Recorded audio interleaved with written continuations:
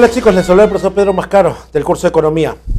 Hoy veremos la semana número 9 del ciclo ordinario 2019-1 virtual. Así que comencemos. Bueno chicos, comenzamos con lo que es el precio. ¿Qué es el precio? Algo realmente... Voy a comenzar con la fórmula de frente y de ahí explico. El precio es igual a costo más ganancia. La fórmula más sencilla, ¿ya?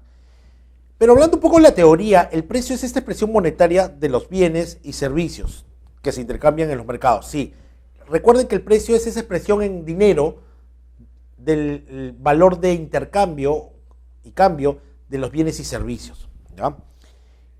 El precio, de acuerdo a como dice su teoría, de acuerdo al tipo de mercado, se determinan por los costos y los márgenes de ganancia. Como les decía, precio igual a costo más ganancia. Si yo quiero determinar el precio, chicos, yo tengo que determinar los costos. Como ya lo vimos en semanas anteriores, cuando estábamos hablando del tema de costos. Ya les estaba adelantando esta fórmula.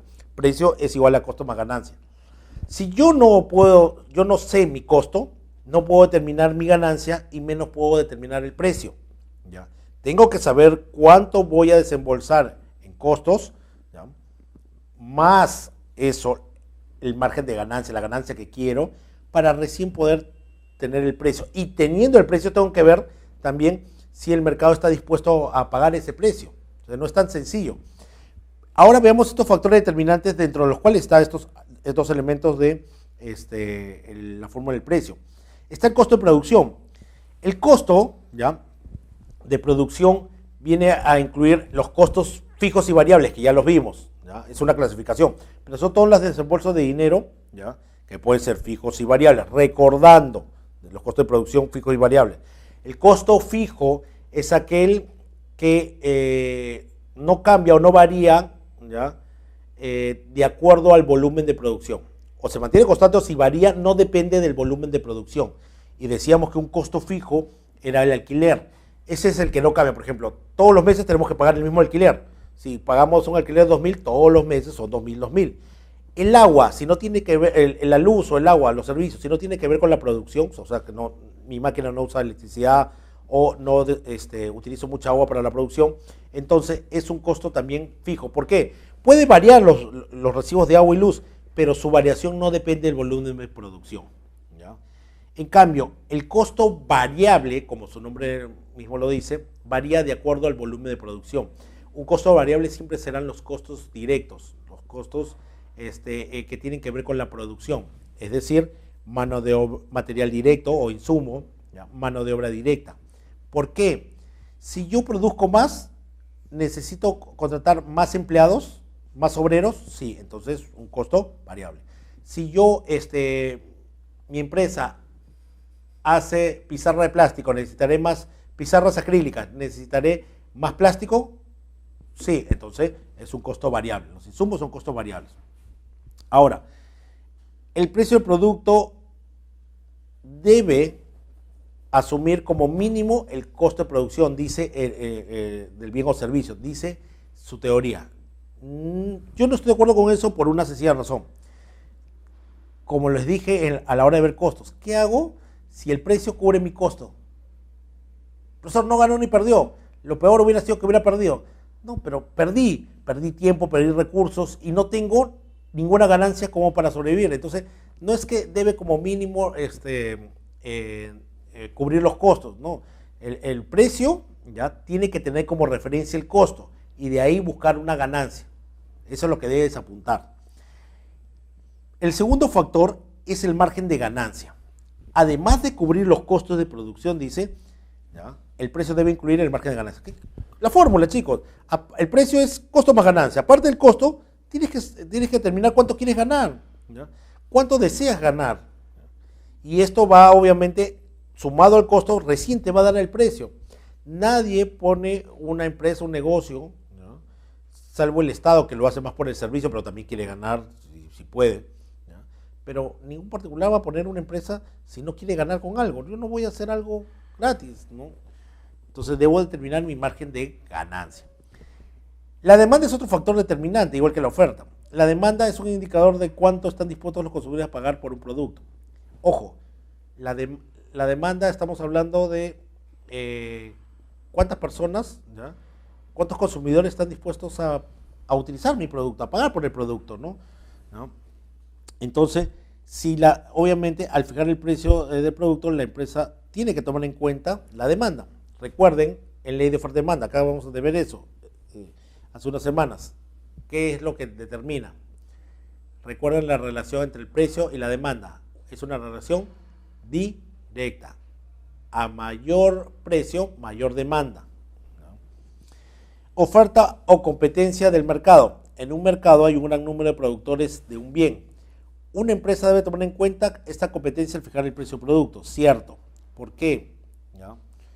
También tienes que tener en cuenta tus competidores. A la hora de fijar el precio, tú de repente hallaste tu costo y quieres tener un margen de ganancia, pero si ese margen de ganancia te da un precio mayor que el de tu competencia, entonces vas a tener problemas, y si no hay mayor diferenciación entre tu producto y el de tu competencia, la gente se va a ir por el de precio mayor. Entonces también tienes que fijarte cuánto cobra la competencia para que sea un elemento más, un factor más a la hora de determinar tu precio. Entonces, hay que entender que entre los factores de precio está lo que voy a gastar en los costos de producción, lo que gasto en mano de obra directa, en lo que hago en insumos, más mi ganancia, ¿no? Teniendo en cuenta si la demanda es mayor o menor para poder cobrarle un poco más, o si la oferta, hay mucha oferta y por eso hay precios menores que el mío, toca adecuarme al precio de mercado, etc. Son factores que tengo que tener en cuenta a la hora de determinar mi precio. Discriminación de precios. Existe discriminación de precios, dice, cuando se vende el mismo producto a precios distintos a cada consumidor. Ese es el concepto de discriminación. Vender distintos productos, ¿ya?, a distintos consumidores. Ahora, esta discriminación de precios tiene que tener en cuenta que la empresa, primero que es una competencia imperfecta, la empresa tiene un poder en el mercado y obviamente va a poder ganar mucho más si le vende a precios distintos a todo el consumidor, buscando que todo el mundo pague lo máximo que pueda pagar, ¿no? Entonces, esto lo que busca es que la empresa venda los productos, ¿no?, a distintos precios. Por ejemplo, ¿no?, hablemos del más grande discriminador de precios, las aerolíneas, los medios de transporte en general, pero más las aerolíneas. Cuando uno sube a un avión, uno puede comenzar a preguntar cuánto pagó al mismo destino. O sea, por ejemplo, compramos un avión, compramos un boleto Lima-Miami y subimos al avión, y si usted hace una encuesta, podrá darse cuenta automáticamente que cada uno, salvo que lo compraron como grupo, como familia o en bloque, cada uno pagó un precio distinto. ¿Pero por qué, profesor? Porque las aerolíneas son los reyes, ellos maximizan la discriminación de precios, buscando la maximización de su ganancia. ¿Cómo, profesor? Por ejemplo, sus canales de distribución, sus ofertas, ¿no? Entonces, la discriminación de precios de las aerolíneas, les decía, ustedes hacen una encuesta en un vuelo Lima-Miami, a cualquier distancia, a un mismo destino, y todos los que han subido han pagado precios distintos. Los únicos que de repente tienen precios iguales si son de la misma familia, si lo compraron en bloque, ¿no? Pero la mayoría tienen, ¿ya?, precios distintos. ¿Por qué? Si van al mismo destino. Porque hacen discriminación de precios por sus canales de distribución. Es diferente comprarlo en la misma aerolínea, es diferente comprarlo en el centro comercial, es diferente comprarlo en una agencia de viaje, es diferente comprarlo por internet. Internet es más barato. Y si ahí le agrego también que es precios distintos, ¿ya?, por cuando lo compro, no solamente el lugar, sino cuando lo compro, también es una distinción. Yo, si lo compro con una anticipación, está a un precio baratísimo. Cuando lo compro a unos meses, obviamente tiene otro precio. Cuando lo compro a días, ha subido un montón. Por ejemplo, esas películas donde el chico enamorado va detrás de la chica que se va a trabajar o a vivir a otro país, ¿no? Pero le quiere declarar su amor para que se quede, ¿no? Y va corriendo, va al aeropuerto, primero como va a entrar al aeropuerto corriendo sin que ningún policía lo agarre, ¿no? Entonces, eso no es verdad. Pero pensando que llega al counter y dice, señorita, ese avión tiene que tenerlo, no puedo. Entonces, deme un boleto, dice la película, ¿no? Ya. Y lo compra y se va. Eso es película, chicos. Si uno quiere comprar un boleto, ¿ya? Si hace lo mismo acá en el Perú, en la realidad, compra un le dice, llega al counter y dice, quiero un boleto para ese avión, tengo que detener a la mujer que amo. ¿Cuánto está? ¿Ya? Si el boleto lo normal, hablando de Lima, Miami, está $500, le van a decir $5.000. ¿Qué vas a decir tú? Ay, no, que se vaya nomás, que se vaya. Obvio, porque mientras más cerca esté el vuelo, el precio es más caro. Otro, ¿para qué fecha lo estás comprando? Si lo compras en una fecha de alza, de temporada alta, está muy caro. Temporada baja está a la mitad de precio. Temporada baja, obviamente son temporadas donde menos gente compra y lo que quieres es alentar a que te compren, ¿no? Por ejemplo, tenía un amigo que se fue en noviembre. Yo le dije que se vaya en septiembre, octubre, donde es temporada baja, pero él se fue porque era más barato, dijo, ¿no? Lo encontró en internet, los boletos para los primeros días de noviembre. Pero esto ha sido la quincena de octubre, no hay mucha diferencia. Viajó, ¿ya? Y se fue a lo que es el Caribe colombiano. Viajó y ¿qué pasó? Manda sus fotos en lluvia. Llegó demorado 2 días de su viaje. ¿Por qué? Porque había huracán. Obviamente te cobran en temporadas que no son fechas de viaje. Por eso el precio más barato. Otro, ¿ya? Si, depende si eres cliente VIP o no eres cliente VIP. Si eres un cliente que siempre compra, tienes acceso a descuentos y por eso es más barato. Si eres un cliente que a las 500 viaja, te cobran el precio normal. Otra, depende de dónde viajes. Si viajas en primera, segunda primera clase, segunda clase o económica. ¿Ya? Depende de dónde te sientes. Si te sientas al costado del ala o en la parte de atrás. ¿Qué, profesor? ¿Por qué es la diferencia de dónde te sientas? Si te sientas al lado del ala, ahí está el combustible, ¿no? Por mayor riesgo también. Si te sientas al lado del baño, obviamente tiene un precio menor. Que diferente sentarte en primera clase, ¿no? Claro, el servicio es otro, pero el destino es el mismo. Al final es mucha la diferencia. Por eso hay tantas formas de discriminación de precios en aerolíneas que al final, de verdad, todos los que vuelan, ¿ya?, a un mismo destino han pagado un precio distinto por esto, ¿ya? Por eso hablamos de discriminación de primer grado, de segundo grado y tercer grado, ¿no? De primer grado, que conoces por ejemplo, que conoces a cada cliente y le cobras lo máximo que puedas cobrarle. Y como ejemplo ponen a los médicos, ¿no? ¿Por qué? Los médicos en un pueblo conoce y le cobra de acuerdo a su trabajo. A los campesinos no les cobra poquito. Al dueño de la tienda le cobra un poco más, ¿no? Al alcalde le cobra más, ¿no? A aquel trabajador obrero le cobra menos. Como sabe qué trabaja, le cobra de acuerdo a sus posibilidades, ¿no? La discriminación de segundo grado tiene que ver con los combos, ¿no? A través de combos, ¿no?, tú pagas precios distintos, ¿no? Por ejemplo, el combo en los cines, ¿no? Por canchita, con hot dog, por doble canchita, con gaseosa, canchita y nachos, cada uno hace combinaciones distintas, pero lo que buscan es cobrarte los montos máximos, ¿no? Porque puedes tú conseguir una combinación más barata, pero eso no te lo van a vender, ¿ya? Y otra es la discriminación que se da de los aviones, ¿no? Acá es totalmente abierta, ¿no? Donde te cobro por distintas acciones, ¿no? La del cine mismo, ¿no? ¿Ya? Hay para adulto, adulto mayor, niño, ¿no? Etcétera. Muy bien. Pasando de discriminación de precios de las aerolíneas, que también, ojo, también como ejemplo una discriminación son el transporte terrestre. Miren, tan simple como esto, con dos ejemplos. El comprar el boleto, ¿ya?, en ventanilla o comprar el boleto en la carretera, ¿no?, o fuera de la ventanilla, ya tiene un precio distinto. No me dejarán mentir que hay paradores informales donde están vendiendo el boleto y el boleto cuesta 5 o 10 soles menos que comprarlo en ventanilla. Muy bien. Control de precios. El control de precios se entiende por un tipo de intervención directa hecha por un gobierno como mecanismo para regular los precios en el mercado. El gobierno de un país puede tomar esta decisión con la intención de fomentar la producción nacional o combatir la inflación. Chicos, el control de precios, ¿ya?, genera especulación, ¿ya? El precio controlado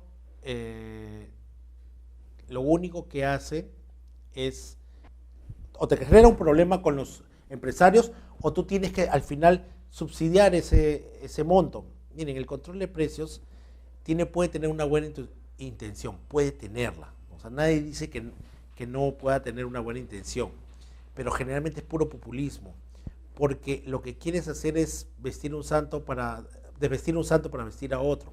Te lo explico. El control de precios dice el Estado: oye, productor, tu producto como el arroz está llegando a mi pueblo muy caro. Tú vendes a 3.50 el kilo de arroz. No, a partir de ahora el kilo de arroz va a costar 1 sol. Le estás controlando el precio. Eso no le va a gustar al productor, primero porque estás inmiscuyéndose en el precio de oferta y demanda. Segundo, porque él ya había sacado ese precio con el costo que tiene y con los márgenes de ganancia que estaba aceptando tener de ese negocio. Entonces, simplemente al controlar el precio, o el productor deja de producirlo o lo esconde y especula, y de ahí aparece el mercado negro. La idea puede ser que llegue más barato, pero no lo va a hacer. Y si subsidia, ¿ya?, lo peor, en este caso, si el Estado decide controlar el precio solamente por ley o lo decide subsidiar, al final es un problema para los consumidores, porque cuando hay control de precios lo que va a escasear es el producto, lo van a esconder y después el precio va a subir, y ni siquiera va a subir al precio normal, sino por un precio de mercado negro. La intención puede haber sido buena, pero las consecuencias a mediano plazo, ni siquiera a largo, es que el precio controlado, que es menor al precio al precio de mercado, lo único que va a pasar es que va a ser más grande que el precio de mercado y va a tener un precio de mercado negro, un precio por encima de lo normal. Ahora, ¿dónde se hace control de precios? En alimentos de primera necesidad. ¿Dónde se hace control de precios? Hasta a veces en gasolina, ¿no?, etcétera. El mercado negro se establece teniendo en cuenta ese precio controlado, que en vez de generar que llegue el producto a mi mercado, a mi gente, a mi pueblo, a menor precio, va a generar escasez. Les explico. El mercado negro, ¿ya?, una de las fuentes del mercado negro, porque siguiendo la idea del control de precios, el Estado controla el precio, puso un tope que está por debajo de lo que esperaba ganar la empresa. Entonces la empresa deja de producir o guarda el producto hasta que su precio se ponga otra vez al precio de mercado. Lo que va a generar es que como la gente no encuentra el producto, el precio va a subir por encima del precio de equilibrio o precio de mercado, ni siquiera precio controlado. Entonces, por muy buena intención que tenga el Estado, ha generado un problema económico. ¿Por qué? Porque su buena intención ha generado que el precio de este producto aumente. Ahora, este aumento se da porque comienza a existir la especulación. ¿Qué es la especulación? Comienzo a especular con el precio, ¿no?, de la siguiente manera: escondo el producto y frente a la necesidad comienzo a especular con precios altos, ¿ya?, con precios altos. Entonces, el mercado negro, si ustedes lo ven, el mercado negro se explica en este gráfico que tienen acá. Miren, chicos, como decíamos, había un precio de equilibrio. 2 soles, a 2 soles teníamos una cantidad de equilibrio. Había 100 clientes lo compraban. Este es el precio de equilibrio, el precio de mercado. Pero el Estado decidió controlar el precio. dijo, no, mi pueblo no puede pagar tanto y decidió bajar el precio a un sol, precio controlado. El precio controlado va a generar lo siguiente. Va a generar una demanda de 300, pero solo una oferta de 40. ¿Por qué?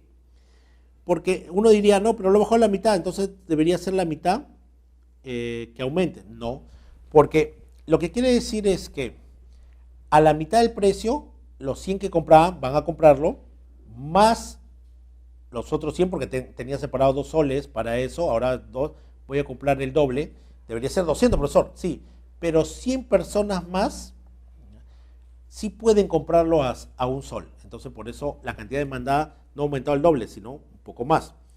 Y la cantidad ofertada, ¿qué es lo que te dice? La cantidad ofertada es que yo vendía o como productor ponía estos 100 productos en el mercado, pero ahora a un sol solamente voy a dejar 40 o voy a poner 40. ¿Qué genera esto? Que haya un desfase de 260 ¿ya? Entre cantidad ofertada y demandada. ¿Qué quiere decir? 260 personas, o sea, estos 300 menos 40, significa que hay 260 personas que se van a quedar ¿ya? sin el producto. Entonces, estas pocas unidades que hay en el mercado, ¿quiénes se la van a llevar? Y ahí aparece el precio del mercado negro. Aquel que pueda pagar el máximo posible, que es 280, es 40, ¿no?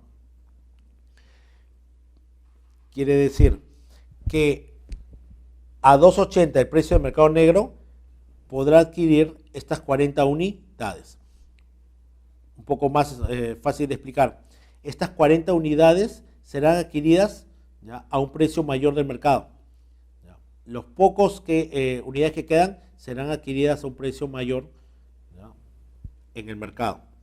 Eso es precio de mercado. Y ojo, no solamente son los 80, esto tranquilamente podría ser 6 o 8, ¿no? El precio del mercado negro, porque si el producto de primera necesidad está escondido y lo necesitan, lo que va a pasar es que el precio del mercado negro también suba. Distribución. La distribución es la siguiente fase del proceso económico. Ya vimos en clases anteriores la circulación, que era el siguiente paso. La distribución es el siguiente paso en el proceso económico, después de la circulación. En la distribución, ya empezamos en el final de la circulación. Recuerden, producción, que hablamos, ¿no? Hubo una combinación de factores productivos para obtener una cantidad de bienes y servicios. Esos servicios estaban en el almacén de la empresa y el trasladarlo del almacén hasta el mercado consumidor final, usando los medios de transporte y cobrando un dinero por eso, era circulación. Ahora nos quedamos con el dinero que se cobró en la circulación. Ahora vamos a distribuir a todos los factores de manera proporcional, ¿ya? A lo que colaboraron en la creación de esta riqueza. Entonces, veamos esta forma de distribución. El factor naturaleza, ¿qué va a recibir? El factor naturaleza, que es tierra o recursos naturales, recibe lo que es renta o alquiler. El factor naturaleza, que es tierra o recursos naturales, va a recibir lo que nosotros conocemos o se denomina como renta, alquiler o arrendamiento. Eso es lo que recibe en esta distribución de la riqueza. El trabajo que recibe salario. Los trabajadores que han trabajado para la empresa van a recibir lo que se denominamos salario en todas sus formas, ¿no? Sueldo, emolumentos, dietas, etc. El Estado, ¿qué va a recibir? Tributo, no impuesto, tributo en sus 3 formas: impuestos, contribuciones y tasas. El capital empresarial en su forma de dinero va a obtener ya intereses. Y ahora, el capital empresarial, ya el empresario recibe ganancia o beneficio. Entonces, repartido toda la riqueza que me ayudaron a hacer en la producción. Entonces, la pregunta, yo una vez que repartí qué le toca a cada uno, vamos a hablar de la distribución de la renta. La distribución de renta, ¿ya?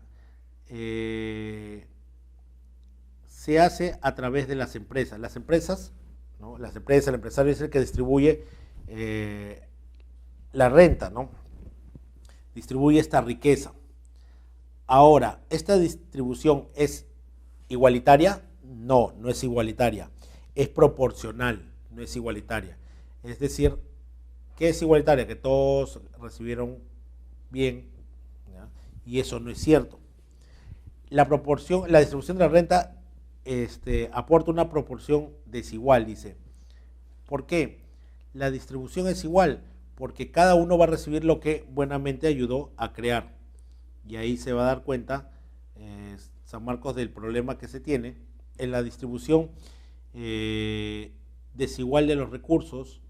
Por eso estábamos hablando de esta manera que el capitalista se va a llevar la mayor parte en esta distribución de la renta y más bien todos los otros factores menos. Como ya lo voy a volver a tocar, pero lo hablamos en las primeras semanas cuando hablábamos de Marx y hablaba de su motor, ¿ya? El motor, la razón del motor de la economía, tienen que entender lo siguiente, ¿ya? Que la empresa o empresario que realiza esta distribución, se vaya a llevar la mayor parte. ¿Por qué? Porque es el capitalista, el empresario, el que pone la idea, el que pone el dinero para el tributo, el que pone el dinero pone o lo consigue el dinero para la producción. Ese es el concepto por lo cual es desigual. Acá es proporcional. Cada quien recibe lo que ayuda a poner. ¿Quién puso más? El empresario. ¿Quién puso el dinero? El empresario. ¿Quién puso la idea? El empresario. ¿Quién negocia con el Estado? El empresario. Entonces es el que debe revisar más esta distribución, ¿no? Ahora, el ingreso o riqueza. El ingreso es el conjunto de todas las ganancias que ingresa al total del presupuesto de una entidad, ya sea público o privado. Entonces, el ingreso es esas ganancias que obtuvo y que entran en la balanza en el presupuesto de la empresa, ¿no? Y ya sabemos que esta empresa puede ser pública, privada, etcétera, o una sociedad.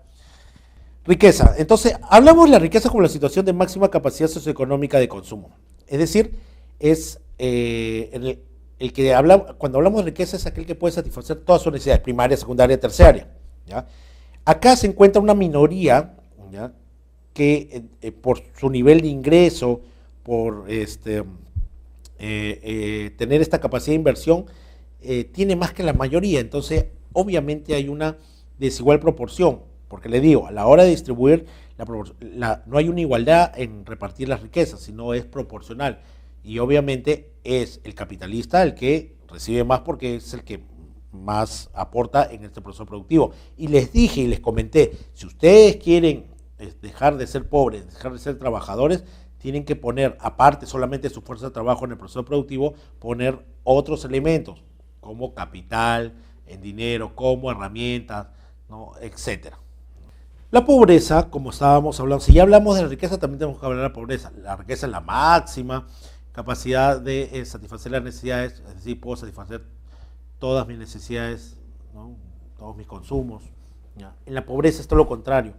Es esa condición social, económica, donde está la mayoría, ¿ya? La mayoría en el Perú es pobre, y no llegan a cubrir sus necesidades básicas adecuadamente. Lo hacen de manera deficiente o parcial. ¿Qué significa?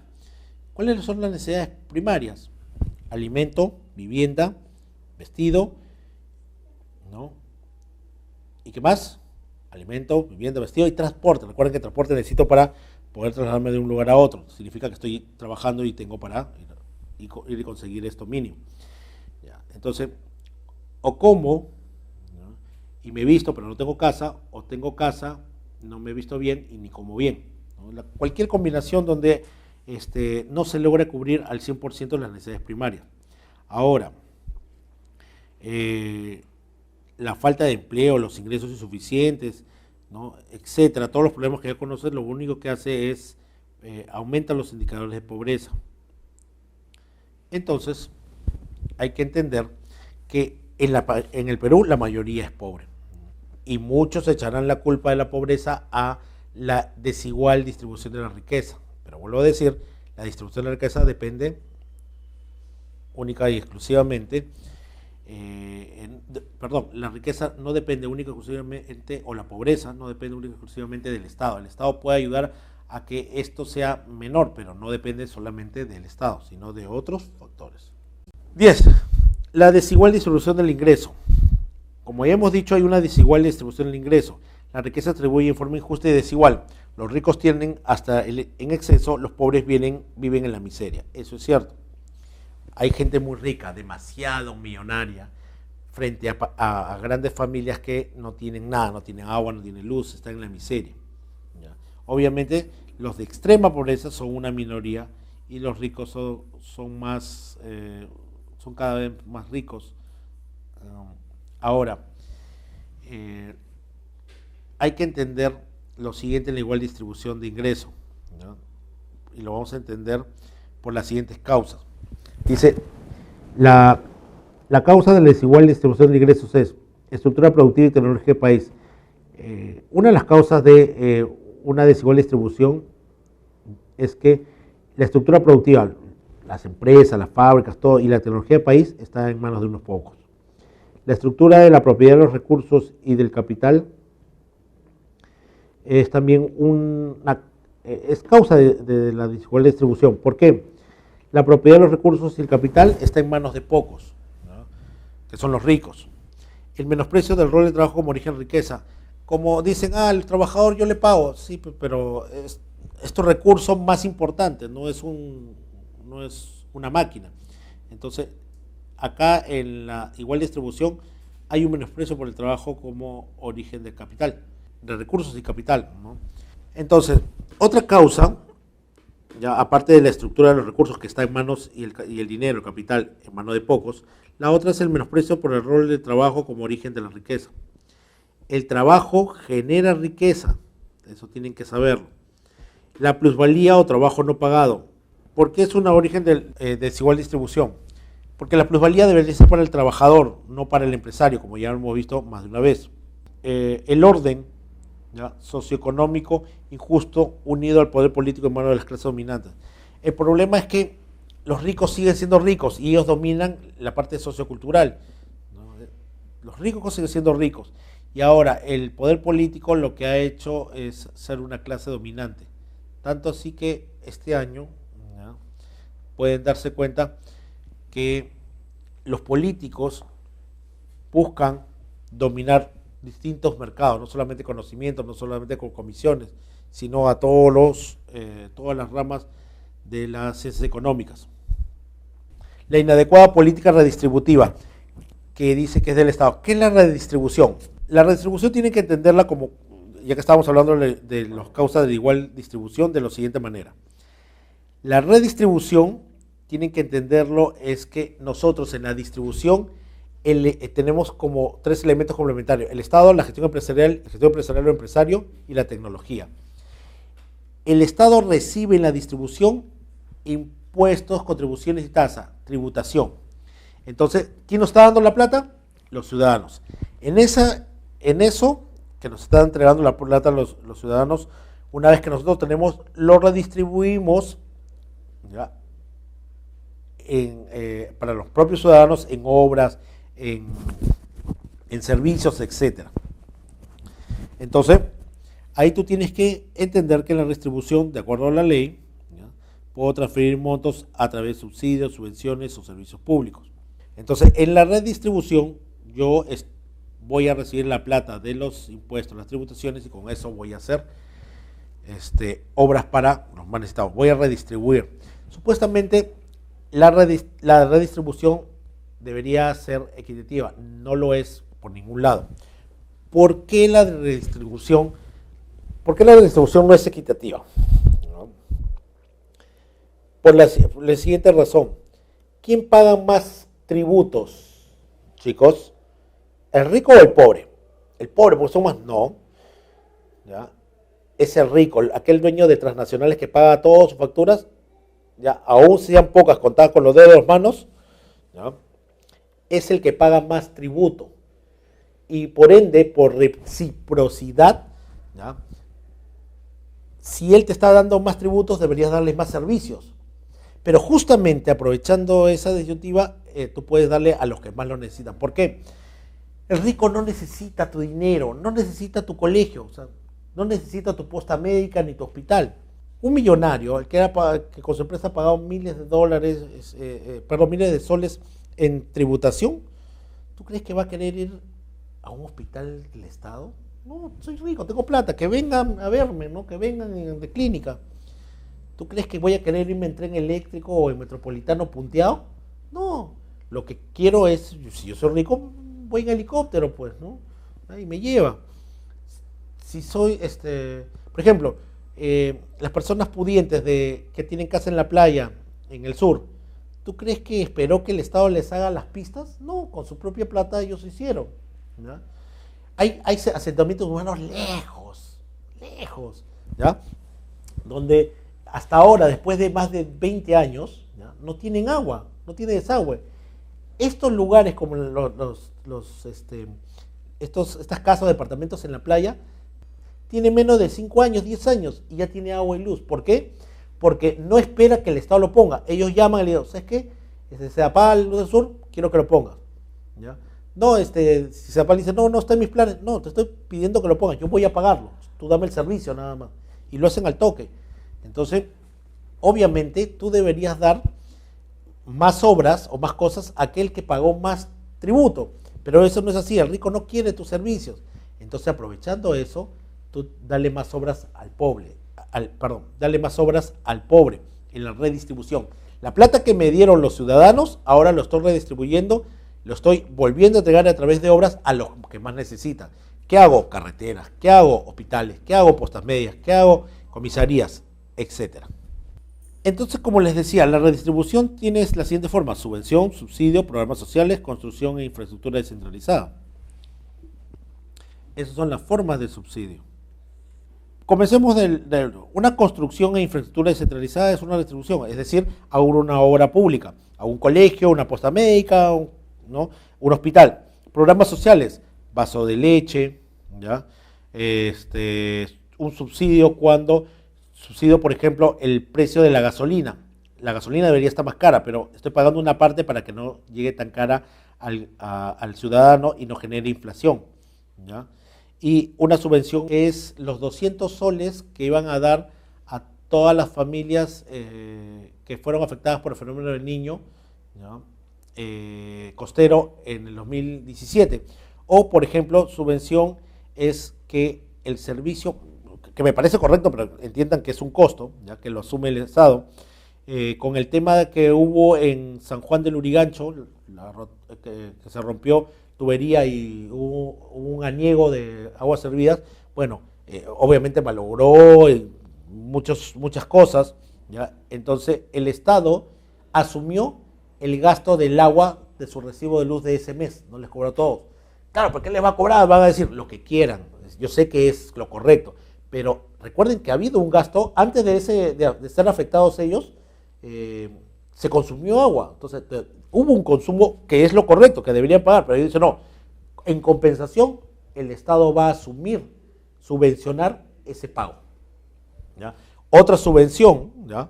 Por ejemplo, a aquellas personas que reciben, por ejemplo, los cheques de ser víctimas del terrorismo, porque sus padres fueron asesinados por terroristas, el Estado les subvenciona una pensión para ellos, ¿no? Entonces, el Estado les da el monto total de esto, ya no es un monto parcial, un monto total de algo que el Estado asume, ¿ya? Igual que las pensiones de gracia para, por ejemplo, Pepe Vázquez en algún momento, para algunos cómicos antiguos, les está dando una pensión de gracia y eso es una subvención. Bueno, chicos, eso es todo respecto a la teoría, así que rápidamente pasamos a las preguntas. Adelante. 1. La nueva aerolínea que iniciará sus operaciones a mediados del presente año, Sky Airlines, aerolínea chilena low cost, anunció que ofrecerá tarifas menores a los 59.90 por tramo para su servicio más simple, siendo este precio por debajo con el que entró Viva Air Perú en mayo de 2017. Las reacciones no se hicieron esperar y a través de un comunicado, Viva Air publicó sus nuevas tarifas promocionales desde 4.99 para viajar entre marzo y junio de este año. Uy, chicos, es una buena tarifa. Estamos hablando de, a ver, pensando que está 4 igualito es 16, 17 soles, casi 20. ¿No? Es interesante esta nueva tarifa. Bueno, veamos si es verdad. El factor que impone en la determinación del precio es la A, demanda, B, oferta, C, margen de ganancia, D, costo de producción, E, concentración de mercado. Y la respuesta es la B. El factor que impone en la determinación del precio, según lo que nos dice acá el texto, es la oferta. ¿Por qué? No es la demanda, no está bajando el precio porque tengo más gente. No, estoy bajando el precio porque mi competencia, mi otro ofertante, tiene precios de introducción mayores. Entonces, lo que está haciendo la empresa que ya está acá de low cost, Viva Air, es bajar el precio. Entonces, el precio, muy aparte del costo, la ganancia y todo eso, está bajando por la oferta, por tu competencia, lo que está ofertando las otras empresas. No ha bajado por el margen de ganancia, porque más bien está perdiendo. Sus costos de producción no dicen que han disminuido ni aumentado, tampoco es una respuesta. Y no habla de la concentración del mercado, no está hablando, más bien si hubiera concentración del mercado, debería subir el precio, ¿no? Entonces la respuesta es la B. 2. El elevado precio a la cual ofrecen cantidades escasas de un producto en un mercado negro puede tener su origen en una A, apertura comercial, B, concentración de mercado, C, control de precios, D, licencia de exclusividad, E, desregulación del mercado. Obviamente es la C. ¿Por qué la C, profesor? Porque es el concepto que hemos explicado. Ya. Pero no solamente eso. Acá dice que el elevado precio al cual ofrecen cantidades escasas de un producto en un mercado negro puede tener su origen.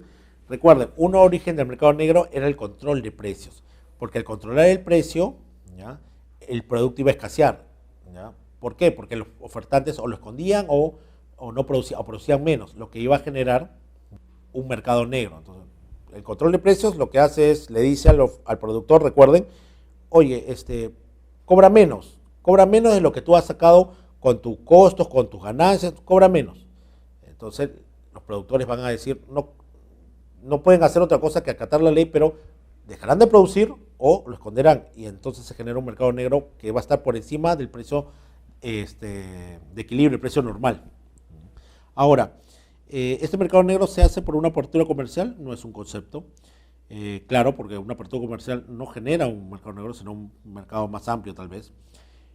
El mercado negro se da por concentración del mercado. Que se concentre el mercado no genera un mercado negro, ¿no? Licencia de exclusividad. La licencia de exclusividad me da un mercado negro. La licencia de exclusividad, ¿no?, de un producto me genera un mercado negro. No, más bien me hace difícil. La licencia de exclusividad me hace, lo que puede generar es un mercado ilegal, ¿no? Es decir, venderlo, ¿no?, como copia pirata, por ejemplo, ¿no? Pero no es un mercado negro. La desregulación del mercado genera mercado negro. Que no haya una regulación del mercado me genera mercado negro, no necesariamente me genera un mercado negro. El que no haya una regulación clara en el mercado simplemente te puede generar mercado informal, hasta mercado ilegal, pero necesariamente el mercado negro no. Entonces, control de precios. 3. La pobreza aumentó en el Perú al 21.7 según cifras dadas por el INEI, es decir, se incrementó el número de peruanos que A, cubren ajustadamente sus necesidades primarias y parte de las secundarias, B, no perciben lo suficiente para llegar a satisfacer todas sus necesidades, no cubren sus necesidades básicas pero sí las secundarias, D, satisfacen de manera insuficiente sus necesidades de alimentación, E, tienen empleo estable pero ingresos insuficientes para todas sus necesidades. Entonces, acá lo que está diciendo es que la pobreza aumentó. Si la pobreza aumentó, significa que hay menos gente que cubre sus necesidades básicas. Entonces, obviamente, acá dice, cubren ajustadamente las necesidades primarias y parte de las secundarias. La pobreza cubre ajustadamente las necesidades primarias y algunas secundarias. Entonces, la respuesta es la A. no percibe suficiente para llegar a satisfacer, obviamente que un pobre no va a percibir lo suficiente para llegar a satisfacer todas sus necesidades, obvio, pero este aumento es que menos gente cubre sus necesidades. Pero profesor, este aumento de la pobreza se da porque los peruanos no perciben, no, hasta los peruanos que están en holgura no logran, no tienen lo suficiente para satisfacer sus necesidades. No cubren sus necesidades básicas, pero sí las secundarias. Sí básicas, pero sí las secundarias. Esto no es, o sea, no tengo para cubrir mi comida, pero sí tengo para ir al colegio. No es una oración coherente. Satisfacen de manera insuficiente sus necesidades de alimentación, ¿no? Tienes que cubrir las necesidades básicas ajustadamente, ¿no? Y eso es alimentación, vestido, vivienda. Tener un empleo estable, pero ingresos insuficientes para todas sus necesidades. Nadie, como dije, nadie tiene los ingresos suficientes para todas sus necesidades, por eso esa alternativa se descarta y nos quedamos con la A. 4. La clasificación del seleccionado peruano al Mundial de Rusia 2018 desató una fiebre por la compra de vestuario, accesorios, artículos del equipo por parte de los hinchas, siendo las camisetas de nuestros colores en sus diferentes presentaciones la más vendida. Por ejemplo, la marca Umbro llegó a récords de venta de más de 1 millón de camisetas oficiales a un precio de 199 soles, antes y durante el Mundial. Acá sería a casi un año, acá borren la S, un año después, dichas camisetas bordean los 69 soles. Los factores que cobran mayor relevancia al determinar el precio, ¿cuáles serían de acuerdo a la pregunta? 1. Demanda del mercado. 2. Oferta de mercado. 3. Margen de ganancia. 4. Costo de producción. Bueno, la demanda del mercado fueron los factores que cobraron relevancia al determinar el precio en esa época, ¿ya? Es la demanda del mercado. Más gente quería el producto y como más gente quería el producto, se vendió a esos precios. Entonces, esta es una opción. La oferta de mercado. El precio fue porque más gente, el precio mayor fue porque más gente quiso en el mercado. Tienen que entender que después del partido, ¿ya? Se abrió una puerta de repechajes y de cosas y era, como les digo, la demanda de estas camisetas, de las camisetas y los accesorios en general fue mayor por esa expectativa, ¿ya? Entonces la oferta del mercado no es que subió porque había más ofertantes del mercado, no, subió porque más gente quería productos en el mercado, ¿no? Entonces esta no es. Margen de ganancia. El margen de ganancia lo aumenté, es por ese margen de ganancia por el cual yo puse un mayor precio, sí, al ver que tenía una mayor demanda, aumenté mi margen de ganancia. Y el costo de producción, ¿aumentaron mis costos? No, los costos fueron los mismos, ¿no? Entonces esta no es una solución, es la 1 y la 3. 5. Una técnica utilizada por una empresa que le permite cobrar un precio más bajo por un producto a aquellos consumidores que no están dispuestos a pagar mucho, pero a los que se puede servir con una pequeña utilidad, mientras que sigue dando un alto precio a los clientes que están dispuestos a pagar más y de los cuales puede extraer una utilidad mayor, se le conoce como, obviamente, ¿ya? La respuesta es la C, discriminación de precios. Es decir, cobro distintos precios por mi producto o servicio a distintos clientes. ¿Por qué? Porque dice que esa técnica la empresa le permite discriminar precios, cobrar precios distintos a distintas personas. Entonces se le conoce como precio de libre mercado, no es un libre mercado esto. Control de precios tampoco. El precio competitivo y el precio de mercado negro. La técnica que he utilizado es la discriminación. No es el precio competitivo porque no es una competencia de precios. Lo que ha hecho es que esta empresa ha generado, al extraer lo máximo de sus excedentes de cada cliente, ha hecho la discriminación de precios tal cual el concepto. La 6. De las siguientes ecuaciones de la oferta y la demanda, ¿ya? Cantidad demandada es igual a 160 menos 3P, ¿ya? Cantidad Q sub S, ¿ya? Es igual a 140, ¿ya? Más 2P. Te pregunta, si el gobierno establece un precio, de 2,5 soles. El precio de mercado negro podría ascender a soles. Entonces, acá hay que igualar estas dos fórmulas, ¿no? Estamos hablando de cantidades. Cantidad demandada, ¿ya? Te habla de un precio de mercado. Te habla de un precio, el gobierno establece un precio, ¿ya? Y hay un precio de mercado negro que tengo que hallar, ¿ya? Entonces, hay que igualar las fórmulas, hablando de que ambas son cantidades. Entonces, es 160 menos 3P. Entonces, Q, reemplazamos y ponemos ambos. 160 menos 3 es igual a 140 más 2P. Entonces, tenemos que el precio de equilibrio es 4 y que la cantidad de equilibrio, eso es simplemente reemplazando. Ahí podemos ver, reemplazando, primero tenemos que, simplemente hay que igualarlo, ponemos las dos fórmulas, 160 menos 3P igual a 140 más 2P, sale 5P entre 20, sale precio de equilibrio 4, y la cantidad de equilibrio era otra cosa. Entonces, ya teniendo el P, que es 4, ya es más fácil reemplazarlo. Acá, por ejemplo, reemplazando, y el 2 sería 160 menos 3P. Entonces, lo único que tengo que hacer, P ya sabemos que es 4, 60, esto es 12, 160 menos 12 es 148.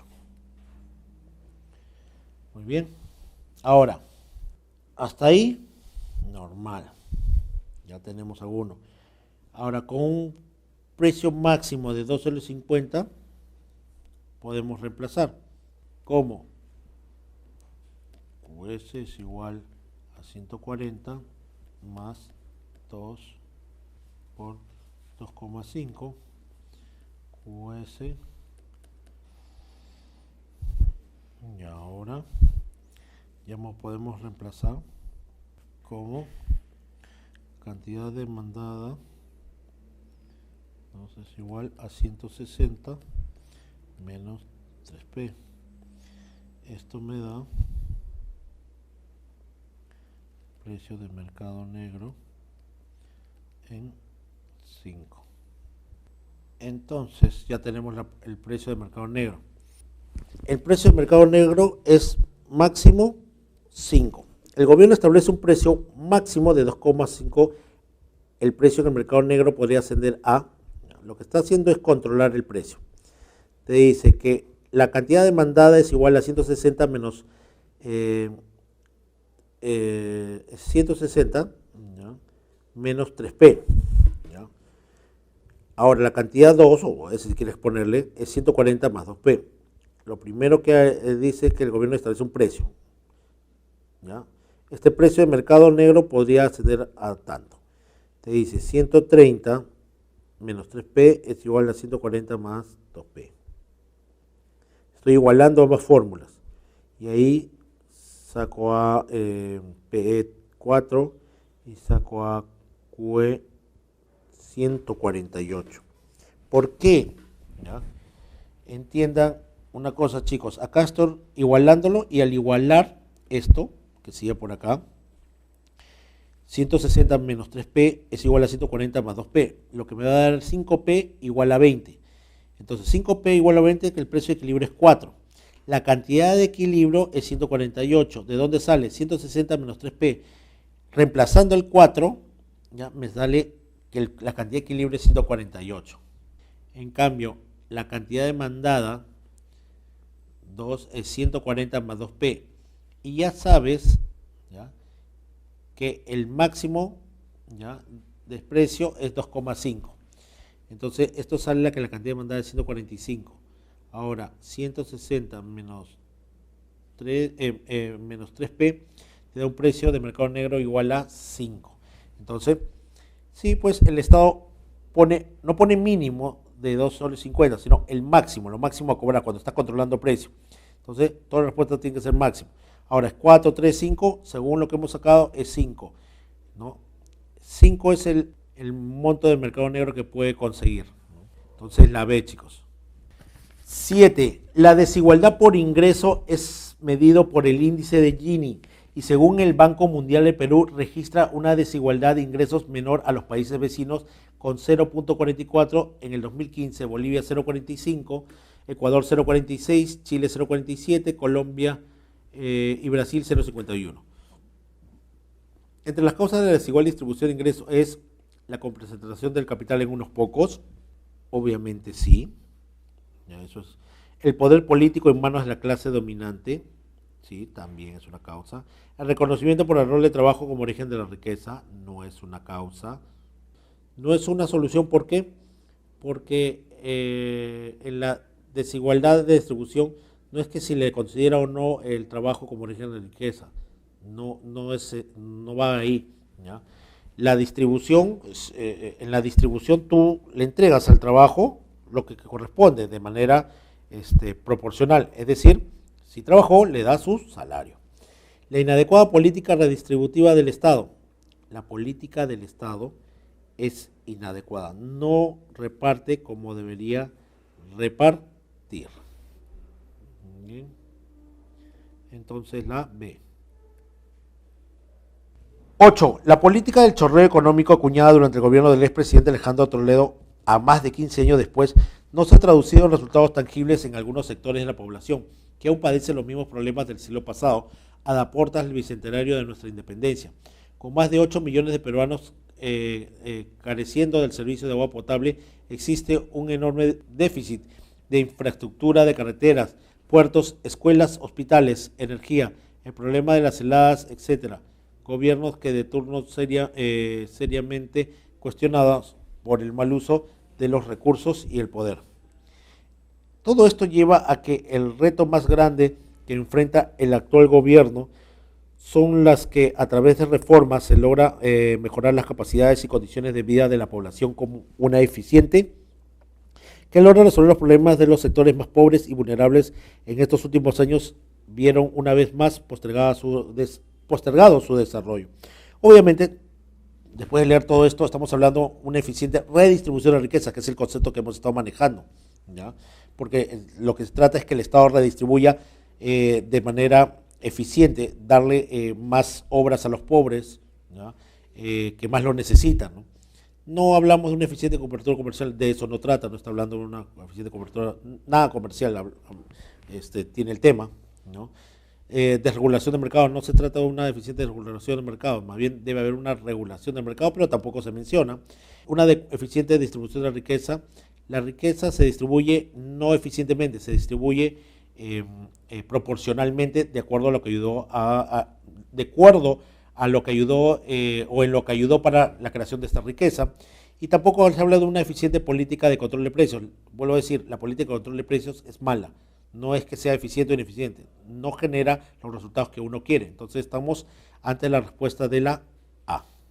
La Constitución Política del Perú contempla que el sistema que prevalece en nuestro país es una economía social de mercado, es decir, el Estado está presente donde la actividad privada no logra atender las necesidades de la población para su desarrollo con justicia social. Las acciones realizadas por el Estado se dan a través de programas sociales, control de precios, estatización, servicios de salud, educación, etcétera, ¿no?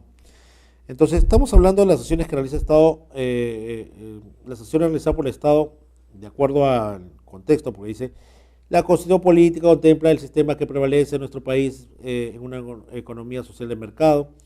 El Estado está presente donde la actividad privada no logra atender las necesidades de la población. Entonces, estas acciones que realiza el Estado se dan a través de ¿cómo? ¿Ya? Programas sociales, claro, porque el Estado lo que busca es atender las necesidades de su población, de los ciudadanos que el privado no puede, entonces a través de programas sociales. Las acciones que realiza el Estado no lo hace como tema de problema social.